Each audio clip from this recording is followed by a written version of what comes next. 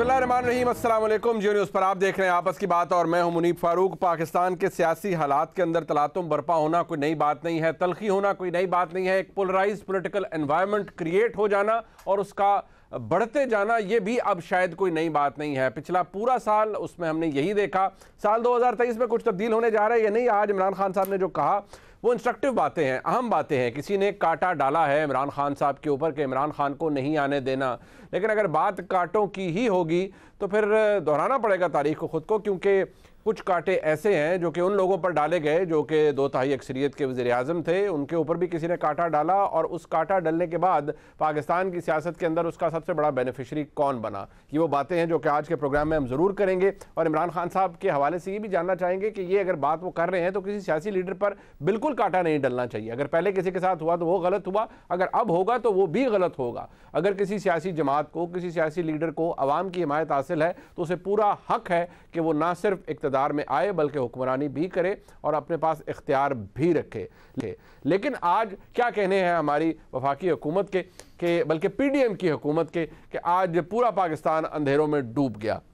ये पहला मौका नहीं है पीडीएम की हुकूमत में आने के बाद, ये दूसरा मौका है। अब आपको क्या बताएं कि जनाब खुर्रम दस्तगीर खान साहब, जब ये मामला हुआ सितंबर के अंदर, तो अक्टूबर 2022 में जनाब खुर्रम दस्तगीर खान साहब क्या फरमा रहे थे इस हवाले से, हम क्या करेंगे जो ब्लैकआउट हुआ है इसके हवाले से, इन्वेस्टिगेशन करेंगे, सब कुछ करेंगे। ज़रा सुनिए वो क्या फरमा रहे थे उस वक्त। यानी जो पहला ब्रेकडाउन हुआ था उसकी इंक्वायरी का कोई सिर पैर है नहीं, पता है नहीं कि क्या हुआ।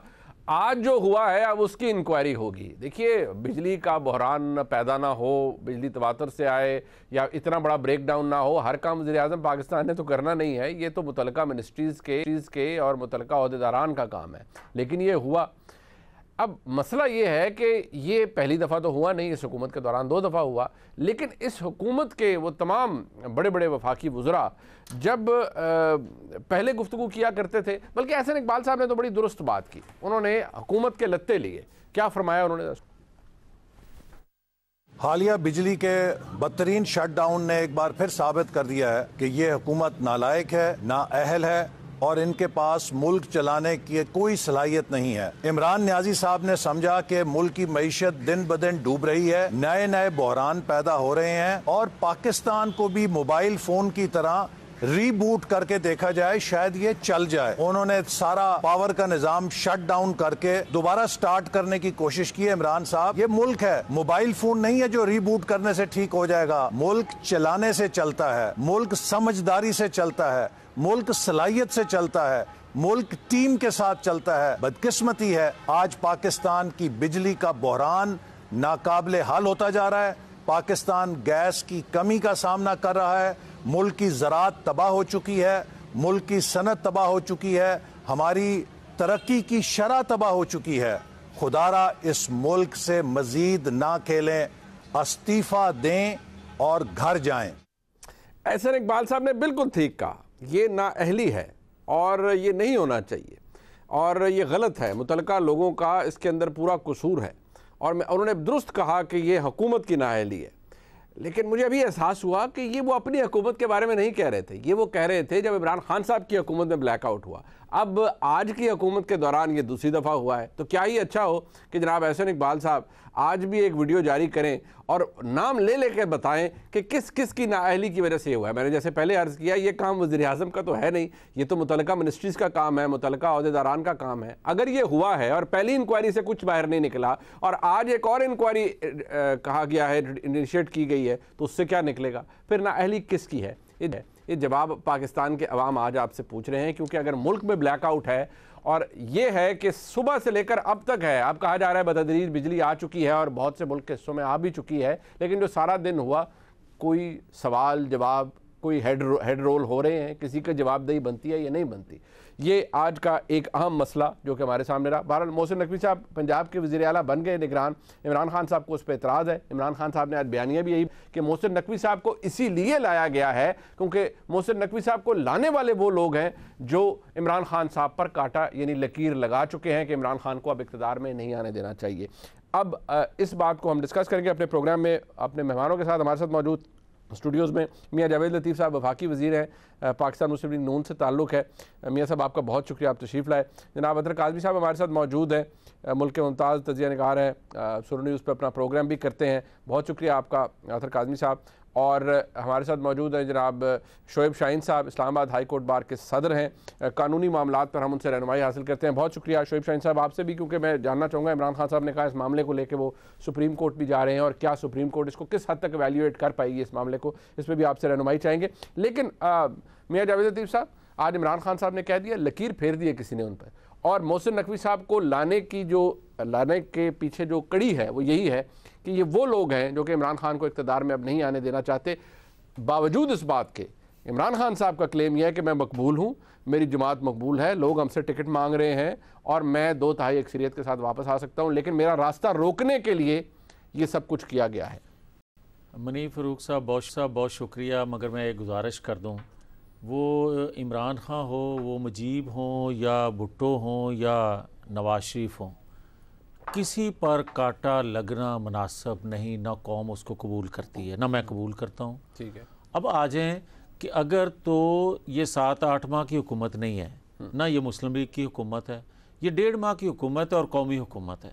और ये मैं बार बार 1.5 माह की हुकूमत? यस बिल्कुल। अच्छा। ये आप गिने 23 नवंबर 2022 के बाद ये हुकूमत बनी, उससे पहले सारी की सारी जो 7-8 माह की हुकूमत थी वो इमरान खान और उस वक्त के इस्टेब्लिशमेंट और उस वक्त के दीगर अदारों में बैठे लोग, वज़ीर आज़म आप थे, आप उसके अंदर वफाकी वज़ीर बने सर, इतना ना करो, तुसी प्रोबेशन ते आए सी पहले की कर रहे सी सर? गल तो सुन लो जी, इजाजत है? जी प्लीज सर, गुजारिश ये है, थोड़े को पूछना ना उनकी करिए जी मैनू अर्ज भी करन दो। जी, मैं ये कह रहा हूँ कि ये 1.5 माह की हुकूमत कैसे थी। उससे पहले तो भाई नूरा कुश्ती चल रही थी, इमरान खान की फैज़ आम हो रहा था, बाजवा साहब बैठे हुए थे और साकिब निसार, सईद खोसा की बाकियात मौजूद थी, ये सारे मिलके खेल रहे थे। और ये वो किरदार हैं जिन्होंने 2017 का चलता, तरक्की करता, फलता फूलता पाकिस्तान जो है वो इस हालत को पहुंचाया। मुझे ये बताएं, अभी आपने एक बात की जी बिजली की, 2013 में बिजली कहाँ थी और 2018 में बिजली कहाँ से आ गई थी? ये किसने काम किया था? उस वक्त की हुकूमत ने किया था। और 18 के बाद क्या हुआ वो भी आपके सामने है। आप तो 22 में ठीक करने आए थे ना मियां साहब, आप तो 22 में सब कुछ ठीक करने आए थे। 8 महीने आपने गुजारे, मेरी अर्ज सुन लीजिए, आपने वजारतें ली, वजारतें बांटी, पता नहीं कितने मावनीन खुसूसी हैं जिनका नाम भी आपको नहीं पता होगा, यकीनी 72 अरकान है, आपको आई एम श्योर उनके सारों के नाम नहीं पता होगा। इजाजत है बात, मेरी अर्ज सुन लेना। पर सर मुझे ये बताएं कि वो पहले 8 महीने क्या हो रहा था? वो कहते ना लोगों को, जो आप कहते थे कि अगर आपके पास इख्तियार नहीं थे परे मारो इख्तियार, ये है तो भी परे मारना। ये है वो बात जो असल सवाल है जी, जो पूरी कौम का सवाल है जी। मैं बिजली भी ऐड कर देना आज, वो भी मैं आपको पूरी कौम का सवाल करने पे मैं कम से कम खुश हूँ कि जवाब मुझे देने का मौका मिला। और भाई बात यह है कि नवाज शरीफ ने कितनी दफ़ा कुर्बानी दी इससे पहले कि कौम के वसीतर मफाद में जी चुप रह जाएं जी, इसके बाद कोई बात ना करें। और हर दफ़ा जुल्म ज़्यादती होने के बाद कहा जाता है बेगुनाह सन जी ले आओ जी, मगर इस दफ़ा हम इस तरह नहीं आने के लिए तैयार। और हम किसी तौर पर भी सिर्फ ये कोई कह दे कि बेगुनाह हैं जी तो बिल्कुल इनको आना चाहिए, नहीं। उन किरदारों को 2017 नहीं, ये किरदार, इसकी लॉन्चिंग शुरू हुई, लॉन्च किया गया 2011 में। और उस वक्त के जनरल साबक ISI के सरबराह थे हमीद गुल साहब, उस वक्त शुजा पाशा साहब थे। नहीं, 2011 से जब लॉन्च इसको किया गया इमरान को, तो लॉन्च उन्होंने हमीद गुल साहब तो बहुत पहले, वो तो 1992 की बात है ना सर, 96 की बात है ये तो। मतलब आप देखिए ये सर साबक कह रहा हूँ, हाँ नहीं मतलब उसके असल जो आशीर्वाद थी वो तो पहले इंट्रोड्यूस उन्होंने इनको किया था। अच्छा, ये सारे आ गए। अब आ जाए 2014 में किसने सरपरस्ती की उस धरने की, फिर 2017 में किसने मैनेज किया और कौन कौन था बेनिफिट। मुझे आज बताएं आप मुनीब फ़ारूक साहब, दिल पे हाथ रख के, इमरान खान साहब के बकौल ये कहते हैं कि मुझे जनरल बाजवा ने कहा कि ये प्ले बॉय है। अच्छा जी, बकौल इमरान खान के, मैं तो वहां था नहीं, इमरान खान कह रहे हैं। अगर जनरल बाजवा ने उनको कहा कि तुम प्ले बॉय हो और इमरान खान ने कहा कि हाँ मैं प्ले बॉय होता था, तो भाई मुझे ये बताए कोई कि साकिब निसार साहब उसको सादक और अमीन प्ले बॉय को करार दे रहे थे, सर्टिफिकेट दे रहे थे, तो उनके इल्म में नहीं था कि ये प्ले बॉय है या एजेंसियां? वहां पर सवाल इमरान खान के मॉरल कैरेक्टर का नहीं था, जाती हरकत का नहीं था जो सवाल था, वो तो माली मामलात थे जो कि माली मामलात थे ना। अदालत में ये तो नहीं था कि इमरान खान ने मॉरल टर्पिट्यूड किया या नहीं किया। अच्छा एक सेकंड, फिर उस पे आ जाते हैं। गुजारिश फिर मुझे बनी गला जो बार बार बदले जाते थे, कागजात बदले जाते थे, उसको बार बार टाइम दिया जाता था, ये टाइम किसी और को भी दे दें। अच्छा नहीं, बट ठीक है, आप कहते हैं सादक और अमीन नहीं थे, स्टैंडर्ड नहीं था, सादक और अमीन इमरान खान साहब नहीं थे, लेकिन आप चाहते हैं कि आप शुजा पाशा साहब को, जनाब ज़हीरुल इस्लाम साहब को, साकिब निसार साहब को और आप बाजवा साहब को और जनरल फैज साहब को, आप कहते हैं इन सबको कटारे में लाएं, इन सब से सवाल करें और बात पुरसी करें, इनसे पूछा जाए कि भाई आपने ये क्यों किया और इमरान खान को क्यों लाए और लॉन्च किया। और मसला ये, आज तो आप हुकूमत में है ना, आप तो बहुत कुछ ठीक भी करने आए थे। तो कह रहा हूँ कि 1.5 माह जब 23 नवंबर की रात 12 बजे के बाद फैसला हुआ नए चीफ का, उसके बाद ये 1.5 महीने की हुकूमत है जो हमें आज़ाद मिली। उससे पहले ये होता था कि सुबह इनको उतार दिया जाएगा, परसों इनसे डेट ले ली जाएगी इलेक्शन की, और ये शेख रशीद और इमरान खान क्या कहा करते थे, परसों अनाउंस हो जाएगा, तरसों अनाउंस हो जाएगा।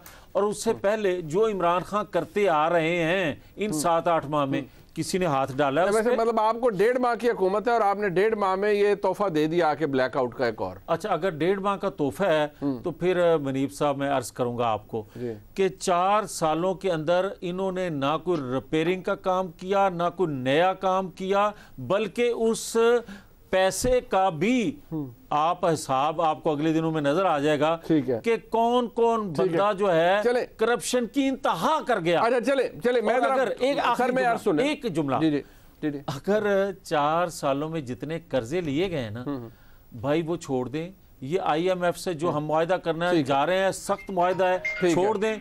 अगर ये 5 करैक्टर जो हैं इनसे पैसा वसूल 4 सालों का कर लें तो आपको IMF से नए मुआहदे की जरूरत नहीं रह जाएगी। करैक्टर से पैसा वसूल होगा, यानी ना 9 मन 3 होगा ना। अच्छा, इसका मतलब है इनको ऐसे ही जाने दें? मैं तो नहीं जान देना ना, हुकूमत पार्टी है, पूछो सवाल। साढ़े हाथ क्यों बंधे थे? ये भी हुजूर वाला मैंने बांधे हैं, किसने आज किसने बांधे हैं? हाँ सुन ले, ये जस्टिस शौकत सिद्दीकी जो बात करते थे ना, वो सच साबित हो रही है कि अगर एक अदारा पॉलिटिकल हो गया है तो बाकी 2 अदारे जो है। इमरान खान साहब कहते हैं पैसे आपसे ले मईशत ठीक हो जाएगी, आप कहते हैं 5 लोगों से ले मईशत ठीक हो जाएगी। पता नहीं हमारा तो हिसाब उन्होंने किया ना 4 साल, कुछ निकला है तो बता दे, इनका हिसाब क्यों करेगा? अच्छा शोएब शाहीन साहब, सर ये मोहसिन नकवी साहब बन गए वज़ीर आला, निगरान वज़ीर आला पंजाब, बाद नज़र में 224 से आप भी माशाल्लाह बखूबी जानते हैं जो प्रोसेस अडॉप्ट किया गया कानून के मुताबिक हुआ या आईनी तौर पर हुआ। अब सुप्रीम कोर्ट के में अगर जाने का इरादा रखते हैं जनाब इमरान खान, तो कितना स्पेस है इस सारे मामले को एवेल्युएट करने की, यानी इम्पार्शियलिटी किसे की? अगर कोई प्रोसीजर अडॉप्ट हुआ है कानून के मुताबिक तो किस हद तक अदालत के पास कोई स्पेस है कि वो इसको एवेल्युएट कर सके? देखें, आम तौर पर तो जो ये कॉन्स्टिट्यूशनल पोस्ट होती हैं या ये जो constitutional performance of the functions of any institution, किसी भी इदारे का जो आइन के तहत किया जाने वाला इक़दाम है, रूटीन में अदालत उसमें इंटरफेयर नहीं करती, खा वो हाई कोर्ट हो या सुप्रीम कोर्ट हो। लेकिन एक्सेप्शनल सर्कमस्टांसेस में कोर्ट उसमें इंटरफेयर करती है। जैसे कासिम सूरी का फैसला आप देखें, जैसे दोस्त मोहम्मद मजारी का फैसला है, या कोई इस तरह के कोई एक्सेप्शनल कॉन्स्टिट्यूशन पिटीशंस आती हैं तो उसमें होता है। लेकिन इस तरह के मैटर में चूंकि एक इंटेग्रिटी का क्वेश्चन भी है और इलेक्शन कमीशन ऑफ पाकिस्तान की जो पार्शलिटी है उसका झगड़ा भी है इसमें, कि उन्होंने उस बंदे को लगाया in the presence of the 4 persons, है तो उनकी डिस्क्रिशन, उसमें कोई क्वेश्चन नहीं कर सकता।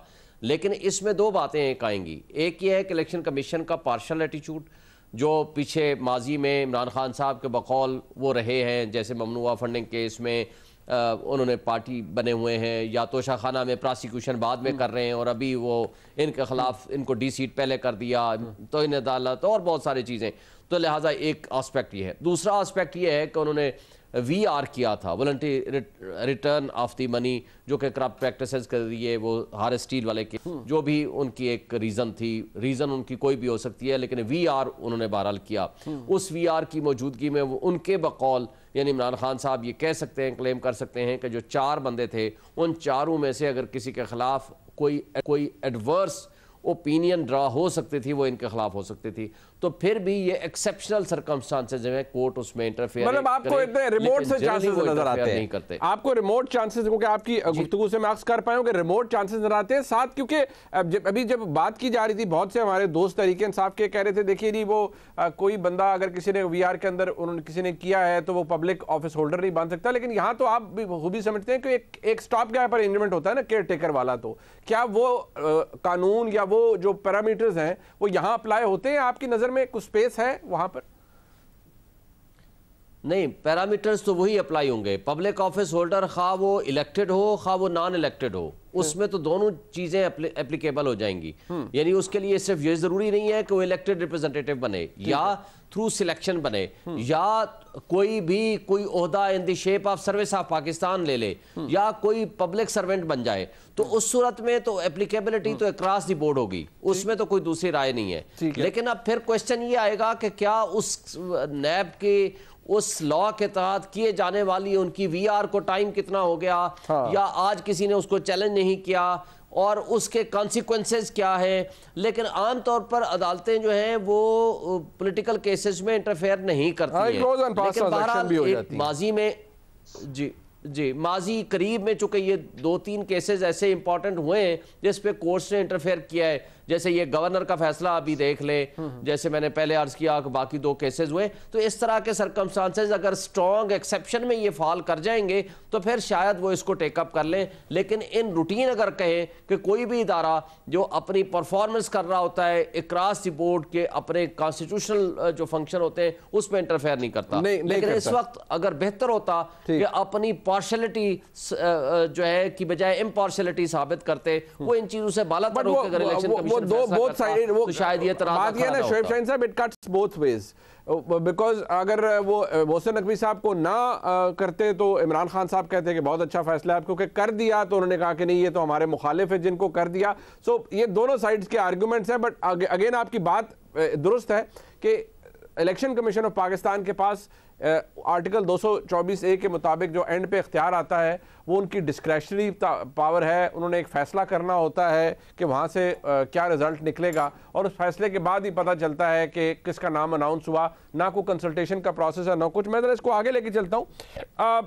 अदर काज़मी साहब, एक और डेवलपमेंट हमने देखी, इमरान खान साहब ने तो खैर आज ये कहा, जरा मैं चाहूँगा उस पर भी बात करें। मियाँ साहब कहते हैं कि फिर ये कांटा किसी पे नहीं लगना चाहिए, लेकिन आपने देखा कुछ स्ट्रैटेजी में भी तब्दीली है, कुछ आफ्टर थॉट्स भी होती हैं। यानी पहले जी हमने असेंबलियों में नहीं जाना, अब बाकायदा तौर पे कहा जा रहा है कि जी हमने असेंबली में वापस जाना है और सीट करनी है लीडर ऑफ द अपोजिशन की, पार्लियामेंट्री लीडर की, और हैंस हमारा राइट बनता है कानूनी तौर पर कि हम पब्लिक अकाउंट्स कमेटी की चेयरमैनशिप भी लें।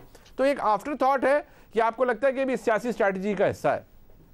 देखिए, छोटा सा कमेंट करूंगा। जिस तरह मियां जावेद लतीफ साहब ने कहा कि इमरान खान को प्ले बॉय कहा गया जनरल बाजवा की जानिब से, तो लिहाजा वो किस तरह सादिक और अमीन, इसमें 2 मुख्तलिफ चीजें हैं।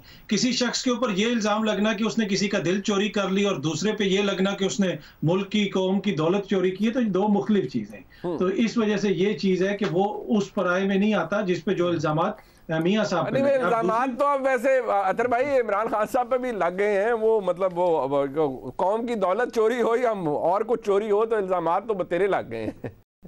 नहीं, इल्जाम तो काफी लग गए, लेकिन उनके ऊपर अभी किसी अदालत में साबित नहीं हुआ ना, मियां साहब के ऊपर साबित हो गया। दूसरी बात जो मियां जावेद लतीफ साहब ने की, मैं उनसे 100% एग्री करता हूं कि किसी भी सियासतदान के ऊपर कांटा नहीं लगना चाहिए। ये मेरा दरीना मौकिफ है कि मियां नवाज शरीफ साहब को भी सियासी जो सियासत है, इंतखाबी जो सियासत है, उसमें आने का मौका दिया जाना चाहिए। वो आए, लड़े। हाँ, अगर उनके ऊपर कोई मुकदमा है, कुछ चीज है, तो वो चलता रहे, लेकिन उनको किसी दिन रोकना नहीं चाहिए। ये नहीं हो सकता कि 4 बंदे फैसला कर लें कि मियां नवाज शरीफ को हम आउट कर देंगे या इमरान खान को आउट कर देंगे। तो ये वो चीज है जिसके ऊपर सियासतदानों ने स्टैंड लेना। जब तक ये एक दूसरे को कुएं में फेंक के खुद आगे जाने की कोशिश करेंगे तो ये सिलसिला चलता रहेगा। बाकी ये बात है कि उन्होंने पार्लियामान में वापस जाने का फैसला क्यों किया।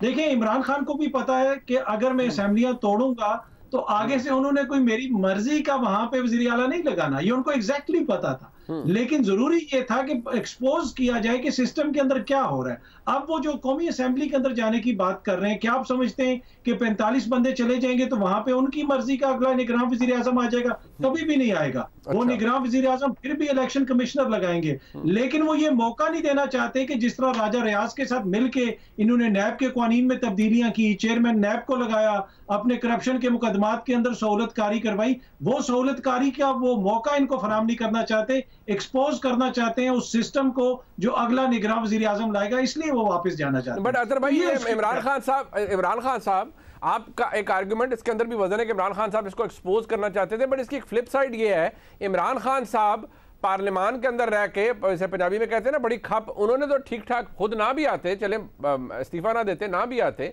लेकिन उन्होंने अच्छी खासी खप मचानी थी इस हुकूमत के लिए पार्लियामान के अंदर। इनको ठीक ठाक नाको चने चबवा देने थे। जो कानून जिसकी आप पास बात कर रहे हैं उसके पास होने में they could have put up a very strong fight against it. साथ ही साथ अब पंजाब के अंदर इमरान खान साहब की हुकूमत थी, उन्होंने कहा मैंने कुर्बान कर दी सब कुछ। जरा चौधरी साहबान, चौधरी परवेज इलाही साहब, चौधरी मोनस इलाही साहब, जाहिर बात है they can't come out in the open and criticise Imran Khan decision, but fact of the matter ये है कि वो हर एक जगह पर, ये तमाम लोग, पीटीआई के बहुत से दोस्त जिनसे हमारी मुलाकात होती है, वो कहते फिरते हैं कि भाई we could have delivered, we could have capitalised, पर इमरान खान साहब ने अपने पांव पर कुल्हाड़ी मारी है और अपनी बनी बनाई हुकूमत अब हवाले कर दी है उनके मुताबिक किसी और के। देखिए, इसमें मुनीब साहब मेरा थोड़ा सा डिफरेंट पॉइंट ऑफ व्यू है, इसलिए कि अगर वो पार्लियामान के अंदर होते और वो फाइट पुट करते तो जो उस पार्लियामेंट के अंदर हुआ है, जिसकी नजीर नहीं मिलती कि 1100 अरब करप्शन के मुकदमात को रातों रात खत्म कर दिया गया, नैब के कानून में जिस तरह तब्दीली की, तो इस सारे अमल को लेजिटिमेसी मिल जाती। अब ये जो सारा अमल हुआ है उसके दौरान वहां पे जो लीडर ऑफ द ऑपोजिशन थे वो राजा रियाज थे, तकरीबन 40-50% पार्लियामेंट वहां पे मौजूद नहीं थी, तो उसको उस तरह कानूनी जवाब फराहम करना थोड़ा सा मुश्किल होगा। तो मेरे ख्याल में ना जाने का फैसला इसलिए बेहतर है कि जो कुछ इस पार्लियामेंट ने किया है उसको लेजिटिमेसी जो है उसकी महदूद हुई है, एक तरह से उसकी लेजिटिमेसी पे क्वेश्चन उठता है उनके ना जाने से। ठीक है, एक ब्रेक शामिल करते हैं जी, ये बहस अपनी जगह मौजूद है, इसके ऊपर जरा मजीद आगे बात करते हैं, हमारे साथ रहिएगा।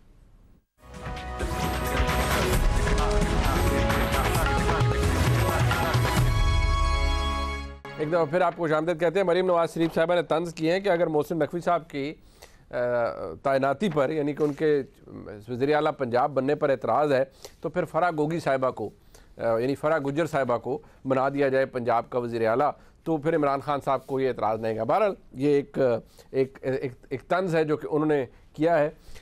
इमरान खान साहब ने एहतजाज का ऐलान कर दिया है। आपने, वो कहते हैं फिक्स्ड मैच के ज़रिए और पार्शैलिटी जाहिर की इलेक्शन कमीशन ने, तुसी मोहसिन नकवी साहब ने लाए हो, और इमरान खान साहब ने डर है कि तुसी उन्होंने बहुत पैड़ी करनी है। अच्छा, साहब आप ये करते हैं वैसे? अच्छा, वैसे अगर देखा जाए तो पिछले अरसे से जितनी लाइन पिटी है आपकी पीडीएम की हुकूमत की, अब भी आपके लिए कोई खैर पता नहीं डलने जा रही है कि नहीं? ऐसी बात नहीं है। अच्छा? मैं गुजारिश कर दूं मुनीब फारूक साहब, जी जी, 97 में ये साहब पहली दफ़ा इलेक्शन इन्होंने लड़ा, इनकी ज़मानत जब्त हो गई और इन्होंने ठीक 6 माह बाद कहना शुरू कर दिया कि नए इंतखाबात करवाए जाए, धांधली हुई है। एक सीट ना जीत सके अपनी भी, 2002 में भी एक सीट जीतने के बाद इन्होंने यही 1 साल बाद रौला डाला कि जनाब नए इलेक्शन होने चाहिए। 2013 में भी यही बात की, सिर्फ 2018 में आके रुके जब इनको बिठा दिया गया। अब आ जाए जो अतर काज़मी साहब एक बात कर रहे थे, इन्होंने फरमाया जो भी, लेकिन मैं अतर मेरे छोटे भाइयों की तरह हैं, किसी की दुश्मनी में इस हद तक नहीं चले जाना चाहिए कि आप हक़ाइक़ को जुटराने की कोशिश करें। आप ये देखें कि क्या इमरान खान ने 50 अरब का टीका इस कौम को नहीं लगाया? आपको ये इल्म नहीं है कि 35 अरब का टीका इमरान खान ने दूसरा नहीं लगाया, जो डेवलपमेंट के नाम पे फंड रिलीज़ हुआ 6 अजला में और एक दमड़ी साइड पे नहीं लगी, उसकी इंक्वायरी चल रही है। वो अतर काज़मी साहब को मैं पहुंचा दूंगा जो ही मुकम्मल होगी।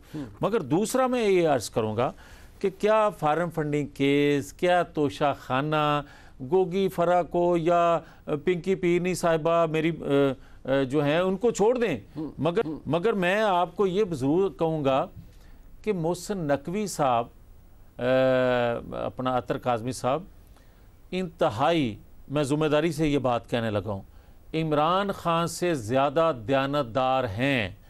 इमरान खान से ज़्यादा बाकिरदार हैं, इमरान खान से ज़्यादा मुहिब्बे वतन हैं, इमरान खान से ज़्यादा असूल पसंद हैं। अब मैं, वो भी इंसान है, गलतियां सबसे होती हैं।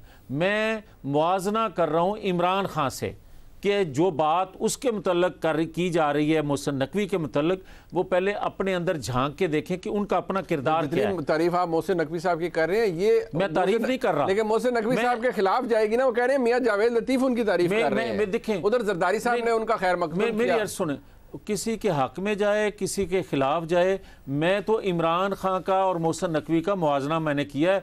किसी के हक में जा रहा है या गलत, किसी के खिलाफ जा रहा है, मुझे इससे कोई सरोकार नहीं। आपने फैक्ट बयान किया, मैं हकीकत बयान। मैं एक और चीज़ अर्ज करना, अपना अतर काज़मी साहब को ये शायद इल्म नहीं है कि क्या नवाज शरीफ पर 1 रुपए की करप्शन साबित की जा सकी जब उनको नाहल कर दिया गया था बेटे से तनख्वाह ना लेने पे? और क्या 4 सालों में अतर काज़मी साहब ये भी बता दें कि नवाज शरीफ पर कितने मुकदमात बनाए इमरान खान ने, परवेज़ मुशर्रफ ने नैब को किस तरह इस्तेमाल किया? दोनों अदवार में नवाज शरीफ के खिलाफ कोई 1 रुपए की करप्शन निकली है तो वो पहले बताएं। दूसरा मैं अर्ज करना चाहता हूं, वो कहते हैं असासे बनाए, मियां साहब ने जवाब नहीं दिया, सब तो बड़ी वो बात ही यही करते हैं। इमरान खान साहब कहते हैं मियां साहब जवाब नहीं दे सके। अच्छा फिर एक मुझे कहने की इजाजत है इसी कतरी। अच्छा एक सेकंड, फिर हुण भी रसीदां कटो ना अपनियां भी, सानू तो कहंदे साजे ना, मतलब फॉरेन फंडिंग केस दी, फॉरेन फंडिंग तोशाखाने दियां लेके आओ ना। फिर वो बेटी, वो घड़ी की रसीद आई थी। एक मैं और कहना, एक सेकंड, मैंने कभी जिंदगी में ये बात नहीं की मगर आज कहने लगा, क्योंकि जो लीडर होता है वो कौम का एसेट होता है, ठीक, वो एक जमात का नहीं होता, वो पूरी कौम की नुमाइंदगी कर रहा होता है, अपोजिशन में हो या इक्तदार में हो। मुझे ये बताएं कि एक केस चल रहा है हाई कोर्ट में जी कि बेटी है या नहीं। भाई आप कह दो कि मेरी नहीं है, आप जाके कह दो मेरी है, दोनों में से एक ही बात करनी है ना। अच्छा। तो क्यों आप डेट पे डेट ले रहे हो? आप जाके बता दो, बात खत्म हो। इसी तरह मैं एक और बात, इसके पीछे आप लोग हैं? नहीं। अच्छा, तो वो क्या कौम का हक नहीं है? क्या पूछना हक नहीं है? फिर मुझे एक और चीज बताएं कि क्या नवाज शरीफ ने तो न्यूक्लियर पावर पाकिस्तान को बनाया था ना, नवाज शरीफ ने तो पाकिस्तान को सी पैक दिया था ना, उसको 3 दफा जब हटाया गया तो किस बुनियाद पे हटाया गया? अतर काज़मी साहब ये तो बता दें कि करप्शन पे हटाया गया या उसका ये कसूर था कि पाकिस्तान के दिफा को नाकाबिले तस्खीर बनाया या पाकिस्तान की मईशत को बेहतर किया? मगर आपने बड़ी एड्रेस करके उनको चार्जशीट दिया, इसलिए मैं आखिरी बात कर रहा हूं, मुझे तो लग रहा है कि काज़मी साहब को बाकायदा समझ नहीं है कि उन्होंने झंडा पहना हुआ है पीटीआई का। ऐसा नहीं है, झंडा नहीं, बड़े रीजनेबल आदमी है, हमारे भाई हैं, तज्जिया करते हैं। मेरे भी भाई हैं मगर अंदर से पूरा झंडा है। अच्छा, मगर मैं आपको, मगर क्योंकि अतर साहब आपने हटाना था साकिब निसार, सईद खोसा और बाकी टीम के जरिए नवाज शरीफ को, और लाना था इमरान खान को, आप ले आए। मगर जो पाकिस्तान डूब गया है इसका भी जवाब दें। अगर वो चलता रहता 2017 का सिलसिला तो आज आपको ये बातें करने की जरूरत पेश ये बात दुरुस्त है कि 2016-17 के अंदर अगर आप देखें तो वो हसरत ही होगी कि हमारे 20 अरब डॉलर 20 अरब डॉलर हम हाथ जोड़ के कहते हैं वही ले जाएं पाकिस्तान को। लेकिन हालात बड़े खराब हुए, लेकिन बीच में ये नहीं कोई कह सकता कि बीच में हालात मुल्क के या ओवरऑल दुनिया के खराब नहीं हुए। कोविड भी आया, बहुत कुछ हुआ, वो अपनी जगह। बट काज़मी साहब आप रिस्पॉन्ड कर दें, फिर मैं क्विकली रिस्पॉन्ड करूंगा। देखिए पहली तो बात ये है कि जो जहां तक रिजर्व का ताल्लुक है, जिस वक्त 8 महीने 9 महीने पहले ये लोग आए थे तो 16 अरब के रिजर्व थे, अभी 4 अरब के करीब हैं। तो वो कौम ने देखा है कि किस तरीके से खर्च हुए। दूसरी बात, इन्होंने ये मोहसिन नकवी साहब के हवाले से बात की। देखे मुझे तो जाती तौर पे ना मैंने उनके हवाले से कोई बात की। मसला ये है कि जिन लोगों ने इंतखाब लड़ना है उनको उनकी शख्सियत के ऊपर एतराज है। और अगर 3 हफ्ते पहले हमें पता था कि मोहसिन नकवी आ रहा है तो फिर वो किसकी ख्वाहिश पे आ रहा है? आपको कैसे पता था? ये बता दें, आपको कैसे पता था? वो आप जैसे दोस्त ही बताते थे, जो मियां जावेद लतीफ जैसे दोस्त हमारे बड़े भाई हैं, वही हमें बताते थे कि मैं सोर्स मेरे देखे बात छोटी सी मैं अपनी बात कंप्लीट करूं। दूसरी बात यह है कि अगर इमरान खान ने कोई करप्शन की है तो उसके ऊपर केसेस बने। बाकी ये है कि अगर मियां साहब ने 1 रुपए की करप्शन नहीं की, जिस दिन पानामा केस का फैसला है ना, उस दिन कमरुज़्ज़मान कायरा साहब ने एक तफसीली प्रेस कॉन्फ्रेंस की थी और तमाम कंपनियों का रिकॉर्ड बताया था। वो प्रेस कॉन्फ्रेंस चला दें, इनके अपने वजीर हैं, तो आपको तमाम तफसील। तो 4 साल क्यों खामोश रहे हैं भाई? इमरान खान 4 साल क्यों खामोश रहे हैं? उन्होंने अपनी तरफ से कसर निकाली, फिर बाकी भी जो थे दोनों भी उन्होंने बेच लेके ध्यान देना। चले जी जी जी जी बात कर रहा हूँ। अभी मेरे बड़े भाई मियां जावेद लतीफ साहब लंदन के फ्लैट से भी होके आए, मियां साहब को मिल के आए। अभी तक वो जो फ्लैट्स हैं उनकी ना एक रसीद नहीं दिखाई, और वो कोई ISI या जनरल पाशा ने नहीं पकड़े थे, वो एक जर्मनी की अखबार ने पकड़े थे, वो BBC ने रिपोर्ट किया था, उसकी कोई रसीद ही दिखा दे। आज तो सारे माफिया मांग रहे हैं, आज तो सारे माफिया मांग रहे हैं कि बड़ी ज्यादती नवाज शरीफ से हो गई। नहीं वैसे वो सीधे एक दिखा दें उसकी कि ये हमने इस तरह खरीदे थे, इस बैंकिंग चैनल के थ्रू खरीदे थे। मियां साहब ने जो शेखुपुरा में जायदाद बनाई है उसकी रसीदें इनके पास हैं, लेकिन लंदन में जो चीज खरीदी गई है अल्हम्दुलिल्लाह मैं ये कहूंगा कि ये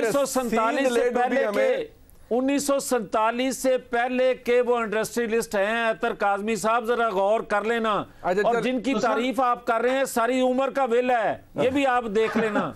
और नहीं मैं तो आपकी तारीफ करता हूँ, आप मेरे बड़े, मैं आपको नहीं जिनकी आप तारीफ कर रहे हैं और उनकी नुमाइंदगी हर जगह आप कर रहे हैं, आप उनसे पूछ लेना कि ये रहन सहन चलता कैसे है। रीजनेबल आदमी है और रीजनेबल सवाल पूछ रहे हैं आपसे, बताएं क्या पूछ रहे हैं। मैं जो सवाल पूछ रहा हूँ उसका जवाब दे। बात ये है, बात अगर रसीद की है तो रसीद के हवाले से हम उसके गिर्द घूमते रहे और भट्टा बैठ गया, बल्कि कहा जाता है पंजाबी के अंदर कि फलाना रसीदा ले गया, यानी कि भट्ठा बैठ गया। तो भट्ठा तो बैठ गया है, मईशत का भट्ठा बैठा हुआ है, बहुत से मसाइल हैं। शोएब शाहीन साहब के पास मैं आऊँगा और उनके लिए मैं एक सिनेरियो रखूँगा कि क्योंकि हर एक को पहले से पता था, जैसे अतर काजमी साहब ने कहा कि ये पहले से पता था कि मोहसिन नकवी साहब बन रहे हैं, मोहसिन नकवी साहब बन रहे हैं, तो ये कैसे पता था? और अतर काजमी साहब ने कहा आप जैसे दोस्तों ने बताया था। अब मैं तो अतर काजमी साहब से मेरी गुफ्तगू बहुत अरसा पहले, मेरे पास तो नंबर ही गुम हो जाता है ऐसी सूरत हाल में ना अतर काजमी साहब का। एक ब्रेक के बाद वापस आते हैं, जरा उसमें मजीद बात करते हैं, क्योंकि ऐसी सेंसिटिव इन्फॉर्मेशन मैं तो दे नहीं सकता। एक ब्रेक के बाद जरा बात करते हैं और जो मौक़िफ़ था ख़ास तौर पर मुस्लिम लीग नून के दोस्तों का, ज़रा उस पर बात कर लेते हैं कि निगरान वज़ीर आला कौन होगा, क्या वहाँ पर भी कोई कंट्रोवर्सी जनरेट हो रही है, कोई सवाल उठ रहे हैं या नहीं। भारत एज वी स्पीक आज इस वक्त पंजाब के निगरान वज़ीर आला मोहसिन नकवी साहब हैं, वो एक के तहत बन गए हैं और मुझे नहीं लगता कि अदालत के पास भी कोई स्कोप है या स्पेस है कि उनके खिलाफ कोई कुछ कर सके। And he is here to stay as caretaker chief minister. वक्त गुजर रहा है और प्रॉब्लम्स शायद मज़ीद लोगों को होंगे उनके यहाँ पर होने की वजह से, लेकिन क्या कर सकते हैं। ब्रेक के बाद मज़ीद आगे बढ़ते हैं, हमारे साथ रहिए।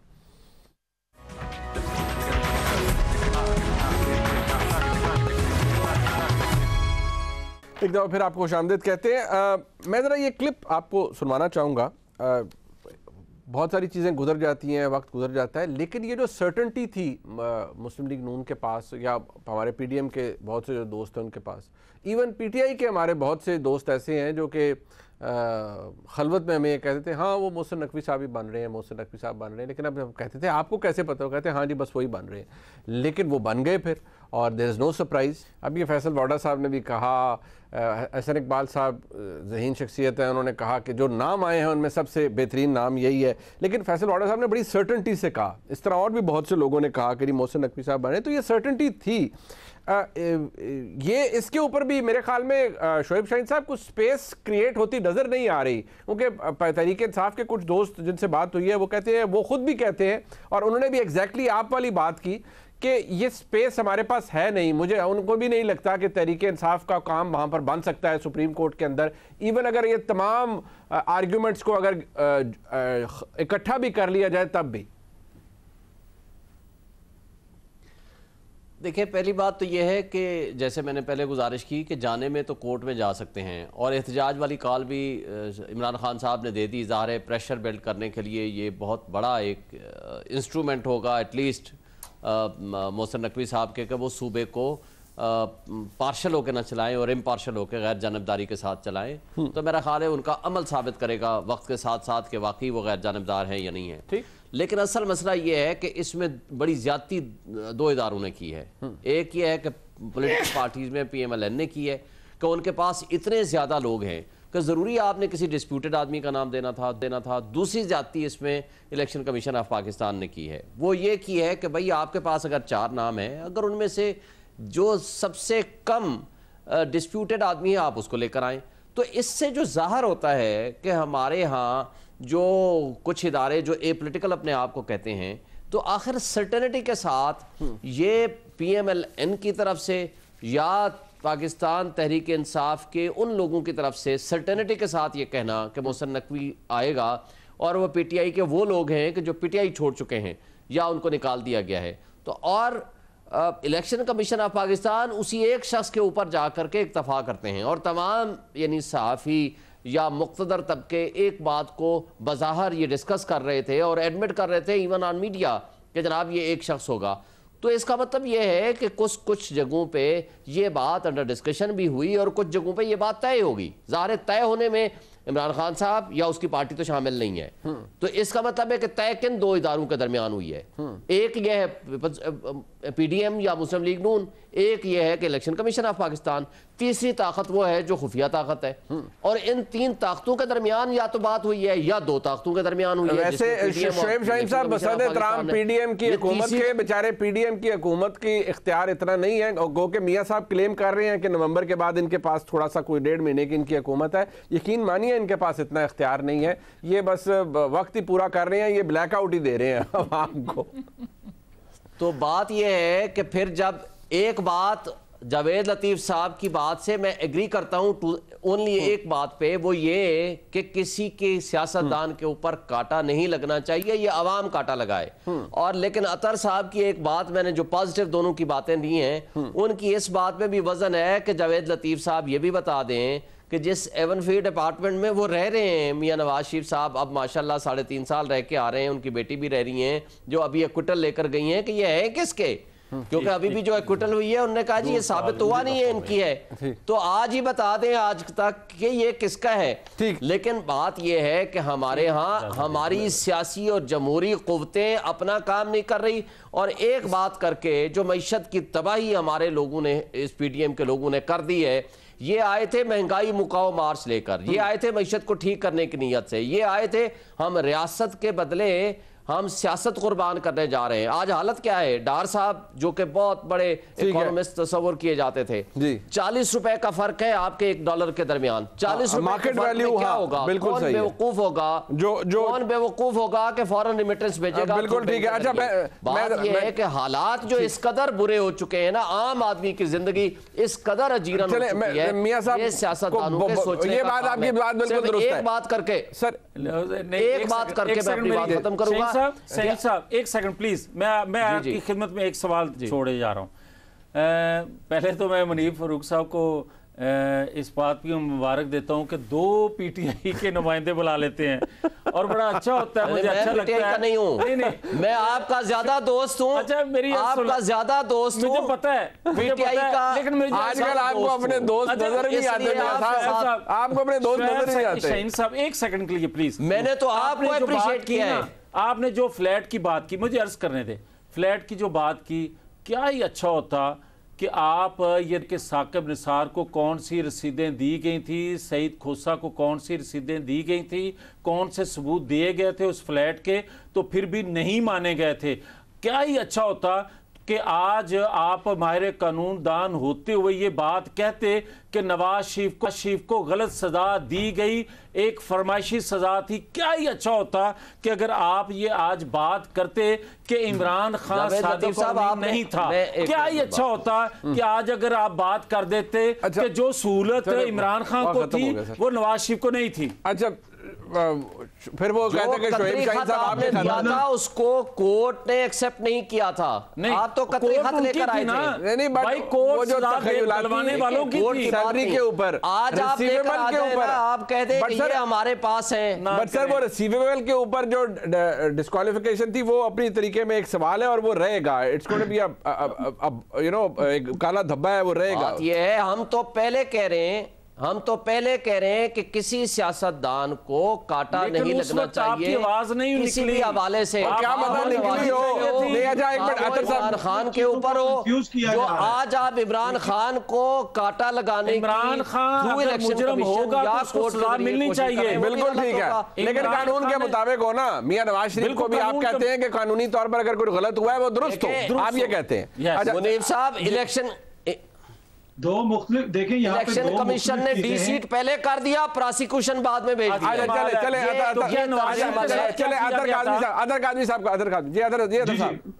मैं ये अर्ज कर रहा हूँ कि दो मुख्तलिफ चीजें हैं कि इमरान खान और मियाँ साहब का जो हम केस डिस्कस कर रहे हैं, मियाँ साहब को हम ये कहते हैं कि जी उनको सियासत करनी चाहिए, अवाम उनको मुस्तरद करे, लेकिन जो उनके ऊपर संगीन बदउनवानी के इल्जामात हैं उसमें वो अपना दिफा सही तरीके से बताएं अख्तर साहब ना किया करें यार इस तरह। आप भाई हो मगर आपका ये हक नहीं है कि आप पार्टी बन जाओ। उन्हें पार्टी नहीं, पर क्या जो उनके ऊपर केस बनाए कोई एक बताएं, आप कोई एक आज ही बता दें, आज ही बता दें, कोई सबूत दे दें। उन्होंने बनाए। मेरी बात सुने, मैं पहला बंदा होऊंगा जो आपके साथ खड़ा होऊंगा, कोई एक सबूत आज आप दे दें, आप दे दें।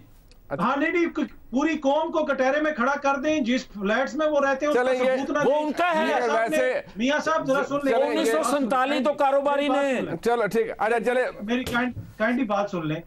मियां नवाज शरीफ साहब ने पार्लियामान के अंदर कहा था हजूर ये है वो जराए, तो यार वो जराए हमें दिखा देना। वो जराए कोटे नहीं मान रही तो मैं क्या करूं। अच्छा चले वो ठीक है, अदालत ने माने नहीं। बहरहाल एक बात है, मैं शोएब शाहीन साहब की नजर करना चाहूंगा कि मियां नवाज शरीफ डिस्क्वालीफाई पहले किया और बाद में आज मौजूद जज साहबान को ख्याल आता है कि 62(1) के तहत जो डिस्क्वालिफिकेशन है फॉर लाइफ, ये बड़ी सख्त सज़ा है, लेकिन उसका जो तजर्बा किया गया वो मियां नवाज शरीफ पे किया गया। और पैनमा की जजमेंट आप पढ़िए, मैं आज भी कहता हूँ उसके अंदर जो प्रेसिडेंट्स कोट किए गए डिस्क्वालिफिकेशन के, वो जाली डिग्री डुअल नेशनैलिटी के थे। यहाँ पर आपने एक रिसीवेबल के ऊपर जब किया, क्योंकि वो एक पब्लिक डॉक्यूमेंट है, वो फैसला मैं आज भी कहता हूँ बहैसियत एक कानून के तालिब इल्म के, वो हमारे मुल्क के अदालती निज़ाम और अदालती फ़ैसलों को मुँह चढ़ाता है, मुँह चढ़ाता रहेगा। ये सवाल मैं बहैसियत एक पाकिस्तानी उठाता रहूँगा कि ऐसे फ़ैसले पाकिस्तान में क्यों किए गए। प्रोग्राम आपने देखा, देखने का बहुत शुक्रिया जी, खुदा हाफ़िज़।